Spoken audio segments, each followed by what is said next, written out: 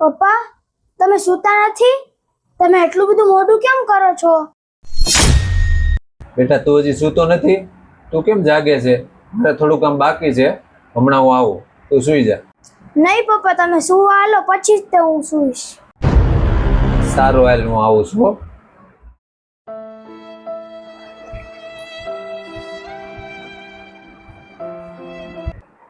પપ્પા, તમે સવારે વહેલા ઓફિસે વહી જાઓ છો, સાંજે મોડા આવો છો, રવિવારે પણ આખો દિવસ કામ કરો છો. તમે ક્યારે આરામ નથી કરતા? તમને થાક નથી લાગતો?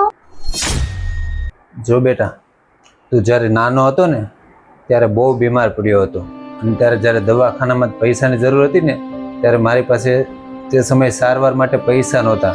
ત્યારે હું આખી રાત તારી પથારી પાસે બેસીને ખૂબ રડ્યો હતો. પછી મેં ભગવાન પાસે પ્રાર્થના કરી હતી કે મારા દીકરાને સાજો કરી દે. બેટા, તે રાતે મેં એક સંકલ્પ કર્યો હતો કે ક્યારેય પણ પૈસાના અભાવે મારા પરિવારની ખુશીઓ ક્યારે અટકી ન જવી જોઈએ. હું આટલી મહેનત એટલા માટે જ કરતો જેથી કરીને કોઈ પણ વસ્તુ માટે બીજા સામે હાથ ન ફેલાવવો પડે. મારે બ્રાન્ડેડ કપડાં નથી જોઈતા બેટા.